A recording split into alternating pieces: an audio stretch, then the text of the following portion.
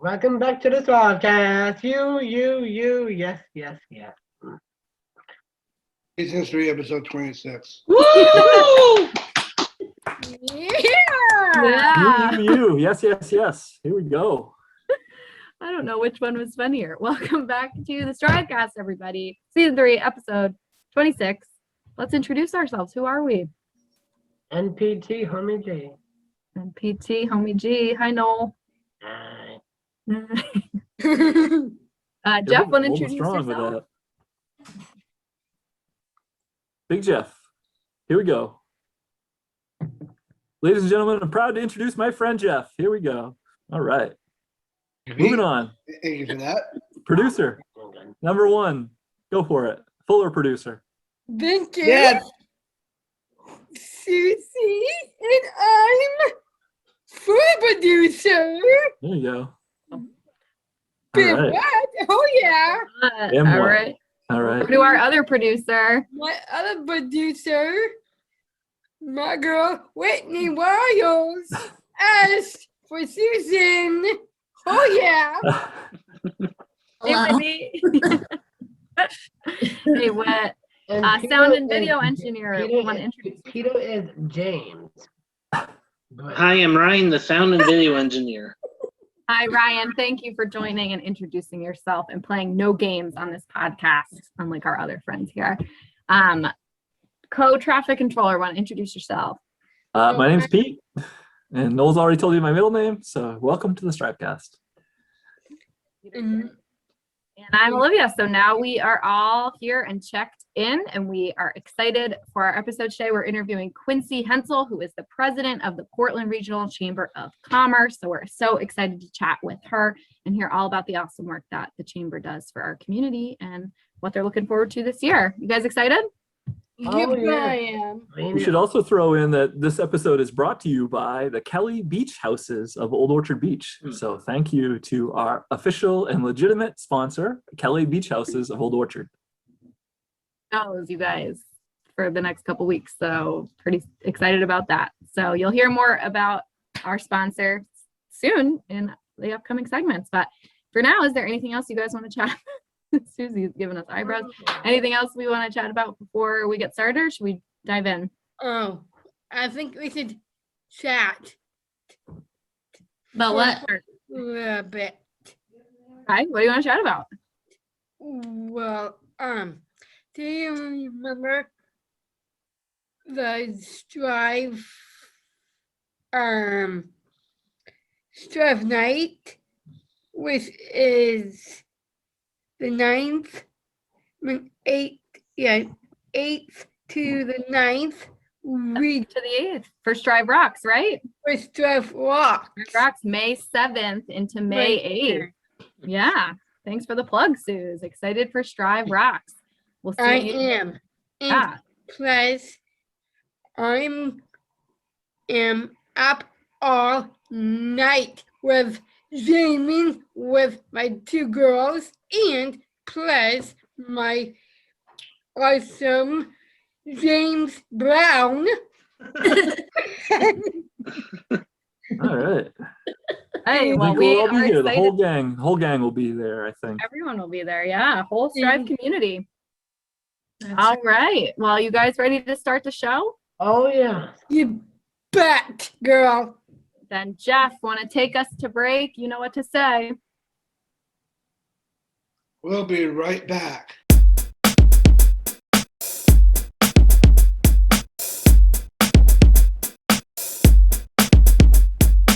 Please welcome Quincy Hentzel. Yay! Welcome, Quincy. Welcome to the STRIVECast, Quincy. Tell us about the Portland Chamber? Chambers of Conference. Sure. Commerce. Yeah. A good first question. Thank you, Noel. So the Portland Chamber of Commerce, we are an association that represents businesses in our region. So we're a membership organization. We're made up of a lot of for-profit companies that you've probably heard of, WEX, LL Bean, Bank of America. We also have members who are nonprofits like Strive, Center for Grieving Children, the Good Shepherd Food Bank, and we work to represent the interests of the business community. And our goal is to make sure that we have a really vibrant economy, a vibrant community, so that businesses can not just survive, but can thrive. And so that people who live and work in the greater Portland region have really good paying jobs where they can support themselves and support their families. So that's a really high level overview of what the Portland Community Chamber of Commerce is. Sounds pretty cool, right, guys? It's a Yeah. pretty cool Yeah. place to work. All right, Quincy, Jeff has your next question. So Jeff, go for it with your first one.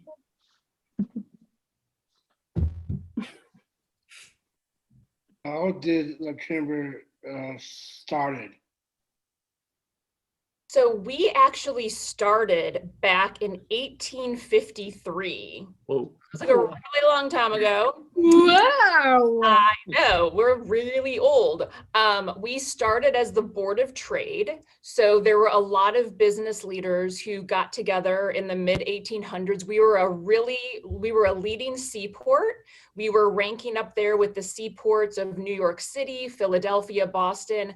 We wanted to make sure that we had a robust port where we can do trade and really increase the business and the visibility of Portland. So a bunch of business leaders got together and formed the Board of Trade in 1853. It stayed the Board of Trade until about 1915, which was still a really long time ago. And at that point in time, we changed the name to the Portland Chamber of Commerce. And we've been the Portland Chamber of Commerce ever since. So that's how we got started. Oh, I didn't realize it was such a long time ago. Did you guys know that? Rich Didn't know that. history. I know. Good question, Jeff. Yeah. Great question. What is the chamber most looking forward in 2021?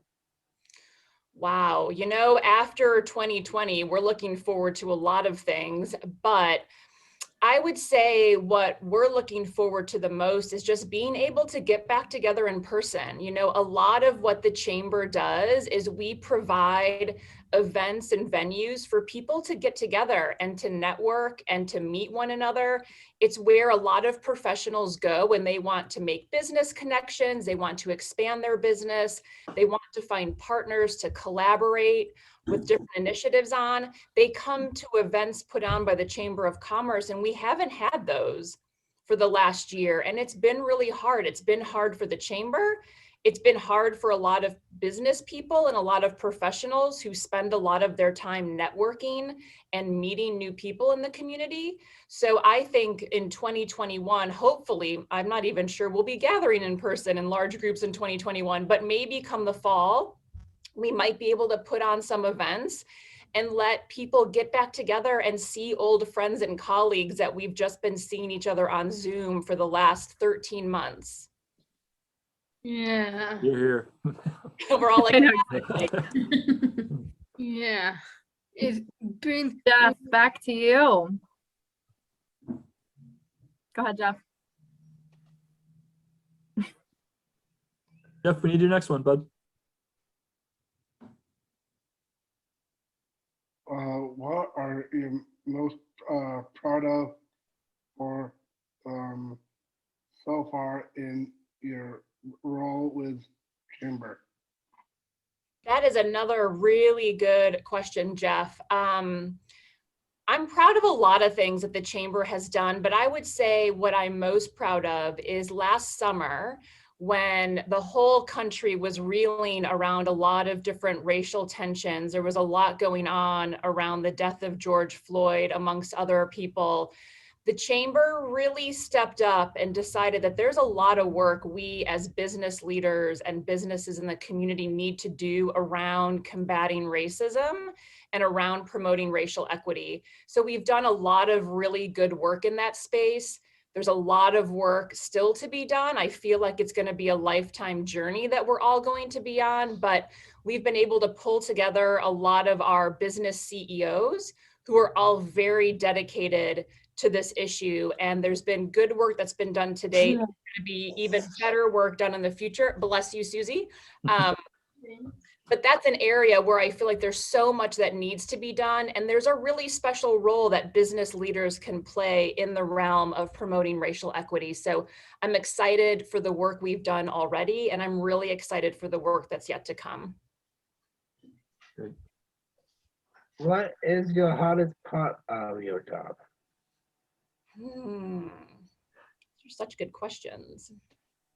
I would say, so we have a really diverse membership. We have 1,300 members that are part of our organization, and they range from for-profit companies, for-profit companies with 5,000 employees to the smallest for-profit company of one sole proprietor. We have nonprofits, we have higher education, we have municipalities that are a part of our membership. And I guess it's balancing everyone's needs.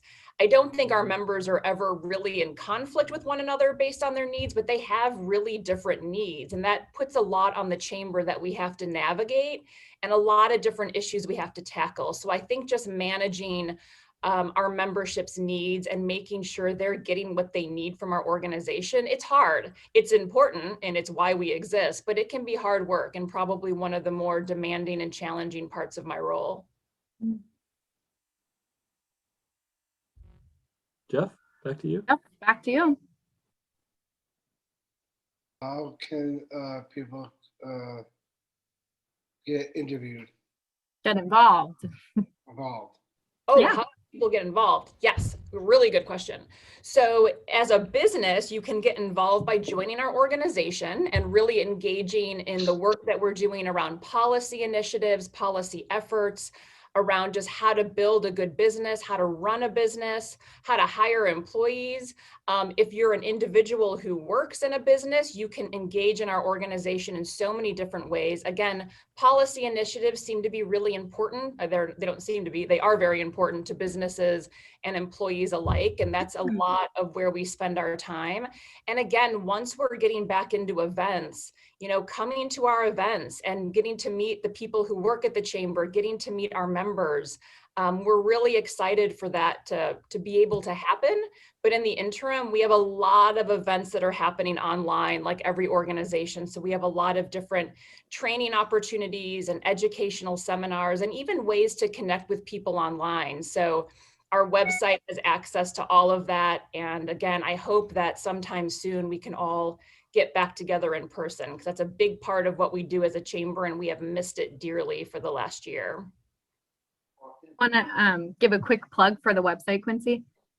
Oh, sure. So our website is portlandregion.com. And if you go there, you can find out everything about our organization and all the different ways that you can engage in our organization today, including the different virtual online events. We're having a virtual annual event in June. Usually there's 1,000 people that get together at Brick South for our annual event. That sadly won't be happening, but we will be doing it online, and we will still be awarding some of the heroes in our community who really stepped up last year. So we're excited for that. That's awesome. All right, well, we'll make sure Ryan plugs the website visually, audibly, everywhere. So Thank you. I think that was the last real event that we were at in person before everything Right. closed down last year. You're right. It was like a month and a half after that. Isn't that wild? All right, well, Quincy, those were, I believe, all of the interview questions we had for you. So Jeff, Noel, Susie, what's the time for now? Time for the All right. My round. favorite. So Jeff goes first in the lightning round, Quincy. So we'll have Jeff start us off. Ready, Jeff? Lightning round. And these are not rehearsed. Yeah, go for it, Jeff. What is your favorite restaurant? Favorite restaurant? I would have to say it's a tie amongst about 25 in our community, but I will be going to one later this week that I'll throw out, Solo Italiano in Portland. Noel? Alcan. If what is your favorite flower? Favorite flower? I love orchids. Ah, Great question. All right. Susie, you have one? Yes, I do. Go for it. Well, what is your favorite mammal or fit than you do in summer? That's a very interesting question. Two-part question. My favorite thing I do in the summer, and what was the first part? Your favorite mammal? Mammal. I love it. So my favorite thing to do in the summer is I love to be on the water in Casco Bay. I think it's the most beautiful place to be. And my favorite mammal, I like giraffes. Hmm. How's that? There you go. Perfect. That's a great question, Susie. That's a twofer, like Yeah. really different twofer. I liked it. Super. Cool. Jeff? Mm, You need a little more lightning on the lightning around here, guys.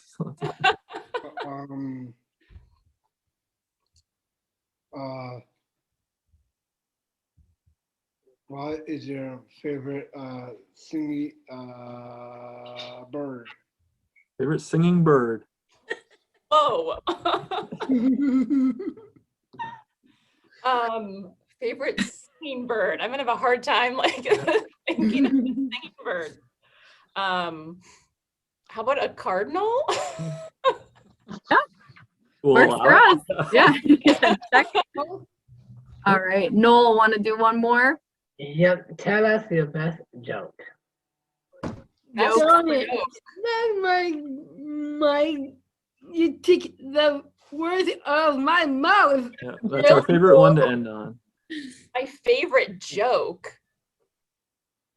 I am the worst joke teller. I can't remember any jokes. Do you have a favorite joke? Can you tell one to me?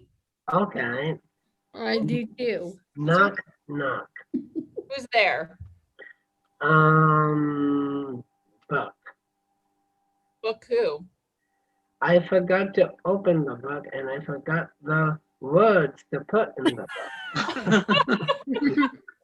Like you forgot the words to the joke too. Our jokes here at the STRIVECast. Yeah. Yeah, a lot of off the cuff Sorry. jokes. I have one also. Go for it. Thanks, Pete. Well, Quincy, my favorite joke in the whole world was how you get two producers Uh-oh. and two co-hosters. Oh no, how? Well, Do a podcast? do a podcast. Oh, Oh boy. my god. I knew it. That's Finally awesome. got the joke. Awesome. Well, Quincy, those are all of our questions for you. Thank you so much for joining us. We really appreciate it. It's Thanks so nice for of you to having come on. me.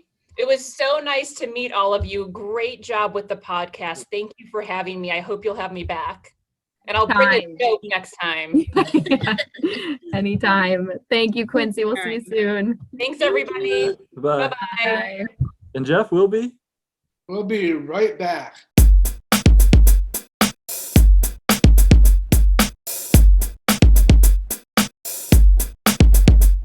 STRIVECast is brought to you by Kelly's Beach Houses in Old Orchard. That's right. Kelly's Beach House is in Old Orchard. Susie? Okay. Beach houses. Ah! You're looking to rent a what? Oh, cabin yeah. in Old Orchard this summer on the beach.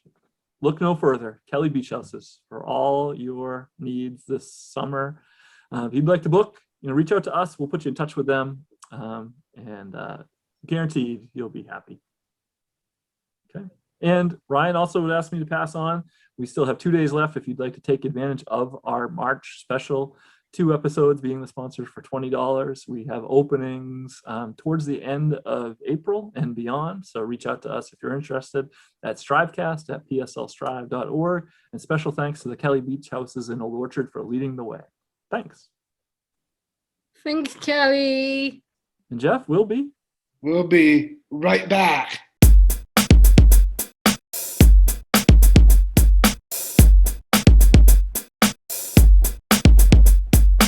All right, we're back. It's time for Susie's cues. One and only. All right, you want to sing your theme song? Susie cues. Everyone like Susie cues, and I like everyone is equal. Oh, Yes. everyone. Best theme song yet, Susie. Love it. Awesome. So what are the cues about today, Suze?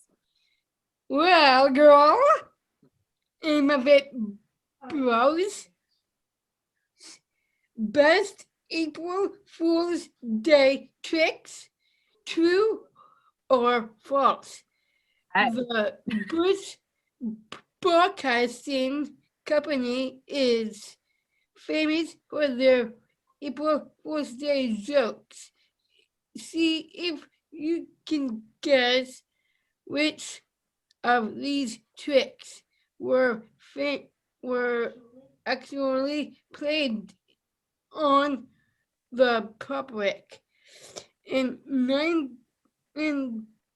2008, the BBC reported that penguins in Antarctica started flying. Is that true or false? okay. So a little different this week. We're going to give you the rundown, and then we're going to show a video for those of you watching on our visual platforms. Just to repeat the question one more time. In 2008, the BBC reported that penguins in Antarctica started flying.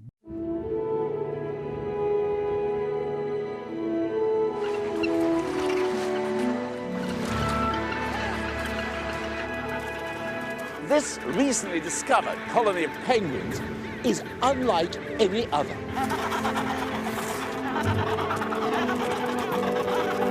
They don't need to huddle together every winter for protection against the bitter cold, because these little fellas can do something no other penguins can.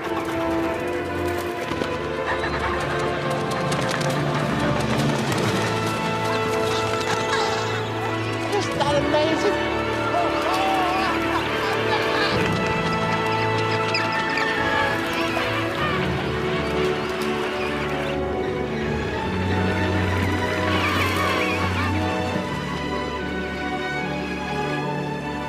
How do they use this incredible ability? Well, they fly thousands of miles to the rainforests of South America, where they spend the winter basking in the tropical sun. All right. So let's start with the ladies. So true or false? In the BBC in 2008 reported that penguins in Antarctica started flying. What do you think? True or false? Ladies, Susie. I'm sorry, Susie, what was that? I think true. Okay, Susie's gonna go with true. Whitney. I think true as well. Olivia. True. Okay. Gentlemen, let's go with Ryan first. True. Okay. Jeff? I think it's false. Okay. And Noel? True. True. So everybody's true but Jeff? Yeah. Jeff, I'm sorry to say that one is actually true. And it Yes! is. You got that right, girls. They didn't just report it. As you just saw, if you're watching on our visual channels, they had footage using trick photography that showed the penguins actually running and taking off in large numbers. The report went on to say the penguins were tired of huddling together in the cold and decided instead to fly to some South American rainforests for the winter. Now, I think what we should do with number 2 is maybe we'll ask the question, have you guys answer the question, and then if we have video of it, then we can show it, if that makes sense. That makes a lot of sense. Okay, so in the meantime, points almost all around. So, okay, let's go on to number 2, and I'll see if we have video to go with it. In 1976, the BBC convinced people that the planets would align in the way that would decrease gravity on Earth. Is that true or false? Okay, so in 1976, the BBC convinced people that the planets were going to align in a way that would decrease the amount of gravity on Earth. Is that true or false? And we're going to start with the gentleman this time. Noel, you want to lead off? True. True. They did that as a practical fools joke. Noel says true. Jeff, what about you? I say true, Pete. Okay. Ryan. False. Okay, Ryan's at false. Whitney. False. Okay. Susie. False. Okay. And Olivia. False as well. Okay. So we have just Noel and Jeff as true. And guys, you are correct. That is true. And it says, we do not have video of this. I think probably because it was back in 1976, but it says true. People were so convinced that the planets did align and reduce gravity that many claimed to have felt lighter that day. So, all right. Wow. So, that's a point for Noel and a point for Jeff. So everyone is tied except Noel has 2 as we move to question number 3. In 1957, the BBC reported about the Swiss spaghetti harvest, in which they showed farmers picking spaghetti from trees. All right. So even throwing it further back, in 1957, the BBC reported about the Swiss spaghetti harvest, in which they showed farmers picking spaghetti from trees. Is that one true or false? Did they report that? And it's the ladies' turn to kick off. Olivia, what say you? I'll say false this time, unless they're all Olivia says true. false. Whitney. I agree. False. 2 falses. Susie. I am in false with my False. girls. Okay, the ladies are all at false. That was the cliffhanger. Ryan. I am False. Okay, and then Jeff. Pete, I'm gonna say true back then. All Thanks for right, making the same one. and Noel. False. Okay, everybody is at false except for Jeff. Let's go to, hold on, please hold. And let's go to the video.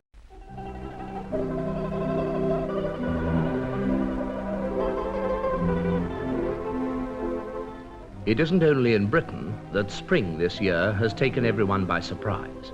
Here, in the Ticino, on the borders of Switzerland and Italy, the slopes overlooking Lake Lugano have already burst into flower, at least a fortnight earlier than usual. But what, you may ask, has the early and welcome arrival of bees and blossom to do with food? Well, it's simply that the past winter, one of the mildest in living memory, has had its effect in other ways as well. Most important of all, it's resulted in an exceptionally heavy spaghetti crop. The last 2 weeks of March are an anxious time for the spaghetti farmer. There's always the chance of a late frost, which, while not entirely ruining the crop, generally impairs the flavor and makes it difficult for him to obtain top prices in world markets. But now these dangers are over, and the spaghetti harvest goes forward. The spaghetti harvest goes forward. That one is true. Wait The for only Jeff. person to get it is Jeff. Is correct. And so right now for today's game, we have Jeff and Noel knotted at 2 each, everybody else with 1. As we go to, I believe, our 4th and final one. Susie? We need to get these girls. No, you're telling me. I'm in last place. And wet too. I'm Ryan. In 1984, the BBC convinced viewers that our real Rupa loaf had been discovered in Himalayas and could be seen at the London Zoo. Okay, so this one is in 1984, the BBC convinced viewers that a rare Lepra loof had been discovered in the Himalayas and could be seen at the London Zoo. Is that going to be true or false about the Lepra loof? Okay, and I think we're ladies, so it must be back to the guys. Okay. So let's go with Noel. What do you think? True or false? Did the BBC do this as a joke? Yes, So that's a true from you? that's right. True from Noel. Jeff? Those are true, Okay. and I'll lock it in. Locked it in. All right. Ryan? True. Okay. The gentlemen are all trues on the Lepra loof. What say the ladies? Susie? I think frogs. Okay. Whitney? I'm gonna go true. And Olivia? All right, true as well, please. Okay. So Susie's on her own this one. And let's, as they say, if I can do it again, let's go to the video.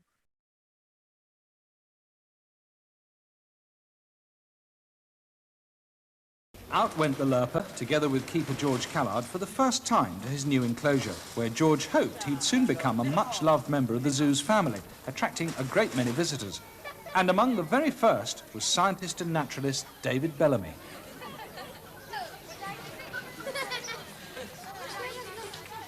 They obviously hit it off straight away, but then Dr. Bellamy has long admired the Lerper loof, and for him, this meeting was something really special.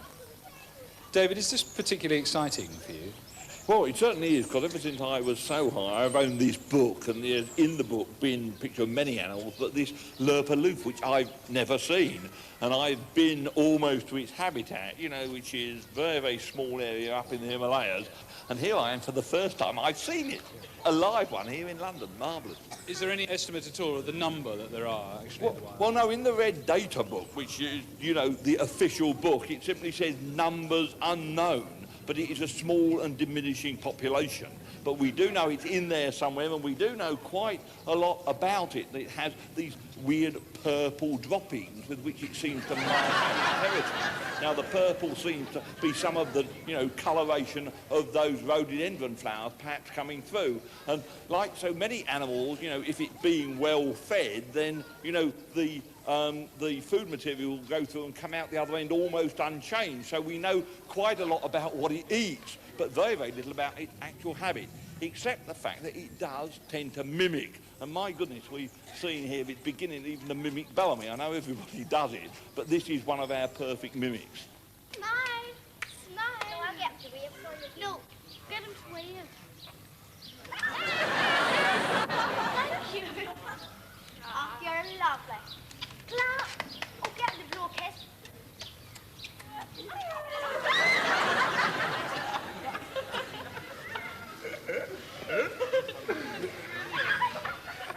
Here, can I take you home?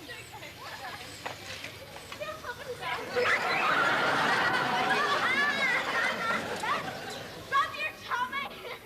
You're hungry, look, you're hungry.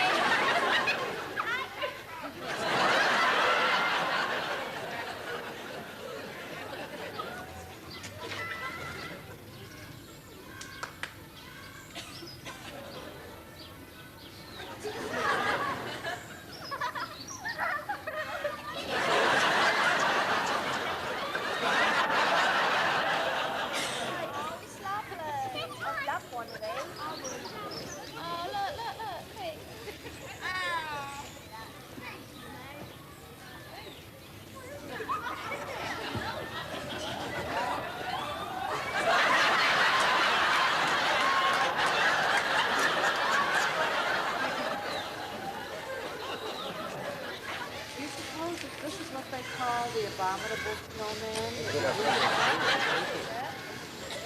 Yes, I can't believe it. I've never heard of this animal before. I've never seen this, no. I'm not really well up on animals, but I've seen a lot of them. I've never seen a Read a thing lot of like books about that. them. Stu, it doesn't seem to move though. It's the most amazing thing No, I've ever it's seen sure in it's my big, life. isn't it? Tell you what, that following outside the excitement, yeah? Oh my goodness. I couldn't believe this when I came around the corner. No, wait, This come to thing. I thought it was a big Yorkshire Terrier system. Hey, that's really what it looks That's close like. to it, yeah. Magnified several hundred times.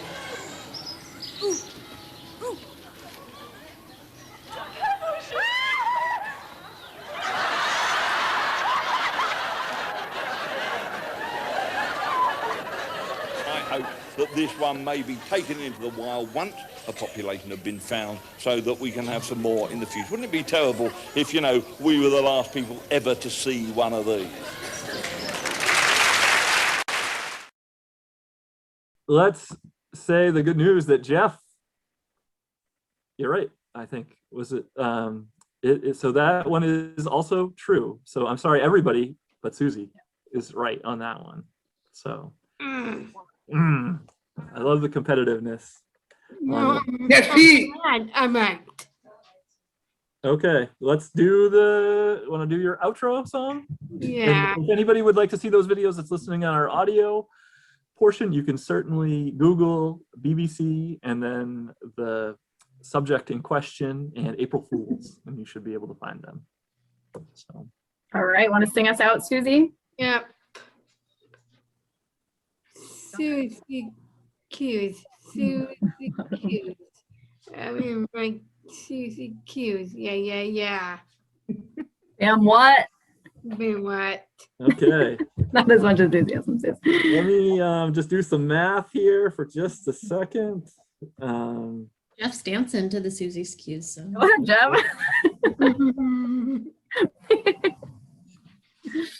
All right. Jeff can sing us out. Here we go. So, with 32 points, we have Olivia. With 33 points, we have Whitney. With 33 points, we have Ryan. With 35 points, we have Susie. With 38 points, we have Noel. And maintaining a 1-point lead with 39 points is Jeff in first. Wow. So, Good job, Jeff. congratulations, and we'll see you next week on Susie's Cues. Happy April Fools. Jeff, we'll be right back.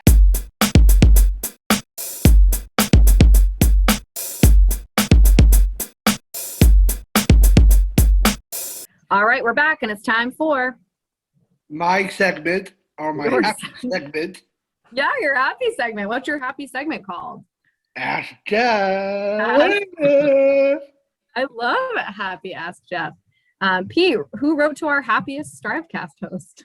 Today, our friend Tom in Scarborough emailed us at strivecast@pslstrive.org, and he asked a question for Jeff. It's an unusual one. It says, "Dear Jeff, you have to get a third eye somewhere on your body. It can be anywhere you want, and it works as well as your regular eyes. Where would you put it? Thanks, Tom in Scarborough." And let's have the answer be appropriate. And then part 2 is, would your answer change if it was an X-ray eye? Oh, disgusting. All right.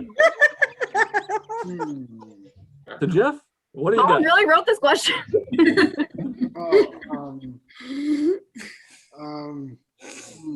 So you get an extra eye. Where would you put it?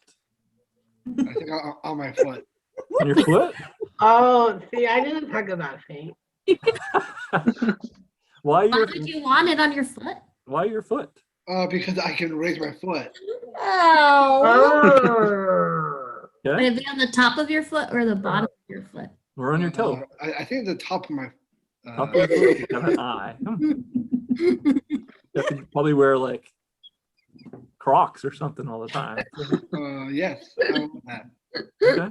Very interesting. And then the second part of it is, would that change your mind at all if it was an X-ray eye? Okay. Staying strong.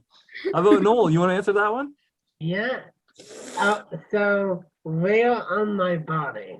Yeah, if you had to get a third eye and it still works, where would you put it? I think kind of disgusting, but Here we go. it can be invisible, and No, it it can can't be be invisible. You see the eye. right next to my two.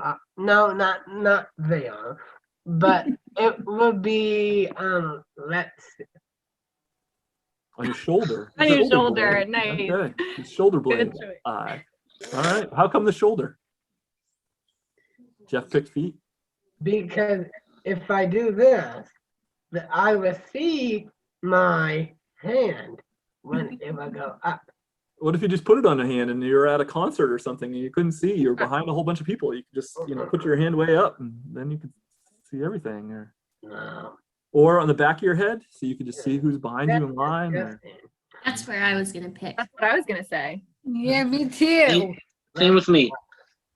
Okay, wow, there we go. Anybody change Where would their you mind? Where would you put yours? I think in the palm of my hand. I'm gonna put My left hand, mine so it wouldn't hurt if I was catching, anything, but- Susie's gonna say something.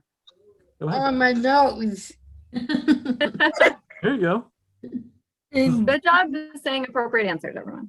you know why I put it on my nose? Hey, Woody, how about you? Because I can see 3 of you guys at once. Yeah, you could. You could look in maybe 3 directions at once. That would be One pretty of cool. us for each eye. Yeah. All right. One is Liv, one is Pete, and one is Rick. Huh, interesting. All right. Okay, Jeff, this is your segment. Anything else you'd like to tell Tom about eyes? I could see your eyes. Okay, Tom. Thanks for listening and sending us your question. Hopefully that gave you a good laugh. And if you'd like to send us your questions, serious or interesting as they may be, send them to us at strivecast@pslstrive.org. Right. Jeff? We'll be right back.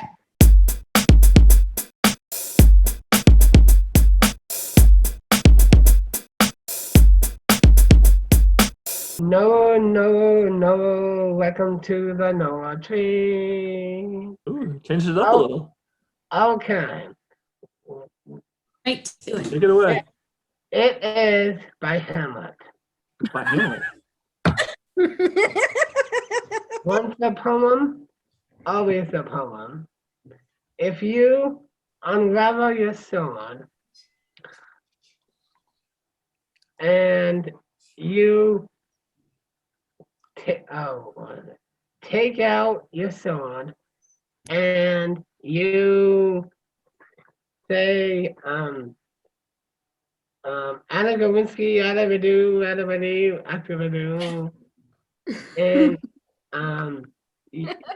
to be, to not to be, I follow by the Garden of Eden, and I will put that in a poem, like a vitamin in the sea.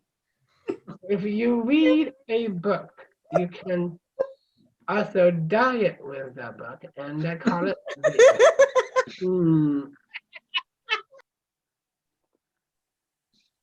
Yay! Wow. I'm not sure where to start, Noel. That was a lot. Tell us about that poem. A little bit by Hamlet. I don't think very much by Hamlet. That might have been an MPT original. Yeah, that was about how 2 men became king, and one woman decided to do be the not the god, but the goddess. Garden of Eden? Yes, a garden of Eden. Then he Would have gave. never guessed that's what this is about. You got Whitney laughing.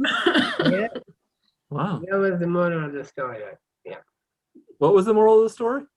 How the Garden of Eden sent those two kings to say, put more hay on the bottom of the dirt on the grass. Huh. What are they growing? Pasta and The spaghetti harvest. and tomatoes and mushrooms and garlic bread. Wow. Growing some garlic bread. Yeah. Wow. Yeah. All right. Well, that is quite a Noel tree session today. All Thank right. you. Thanks, Noel. Jeff will be. Get us out of here, Jeff. Right back.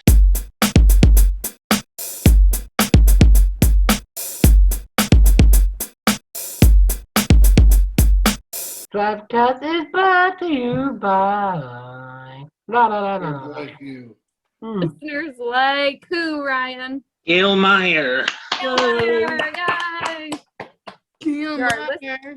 That's right. You're our listener of the week, Gail. Thank you so much for listening to the STRIVEcast. And Jeff will be. We'll be right back.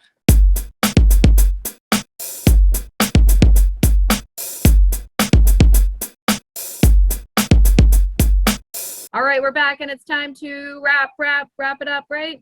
Wrap it up, wrap it up, wrap it up, wrap it up, wrap it up, wrap it up, wrap it up. Oh yeah. Oh yeah. Wrap it up, wrap it up. Man, what? Oh yeah. So that means we don't have updating events. We are going to can- quickly would do you an like to updating update some event. events? After we wrap it up. So first, we want to say thank you so much to Quincy Hentzel for joining us. Great guest, great interview, lots of fun, and very nice of her to join us. So thank you, Quincy. Thank you to Whitney and Susie, our producing team, for helping us That's keep the right. show on the road every week. Thank you to Ryan, our sound and video engineer, for putting the show together and keeping us looking and sounding fresh each and every week. We could not do this without you. And Noel, quick updating events. What's coming up on May 7th? Strive Rocks. Tell us about it, Noel. Yeah. Drive Rocks. Tell us about it, Noel. Be a lot of fun. Yeah. What do we do? Dance, talk, have games, What else? and a lot of sponsors too. That's right. That's right. A lot of But sponsors. I don't think we're gonna have doctors as the host. You might. You can never tell. We've got lots of special guests that are going to be making appearances throughout the night, both recorded and live. We've got music. We've got prizes. We've got games. You name it. We've got it. It's going to be 12 hours all night on Zoom, all to benefit Strive. Check it out, striverocks.org. That's Get involved right. today. Right. Great plug, Noel. Great quick updating events. I think that's all we got for this week, and we will catch you guys next week for another episode of the STRIVEcast. So see you then. Oh, and I'll see you guys. Bye.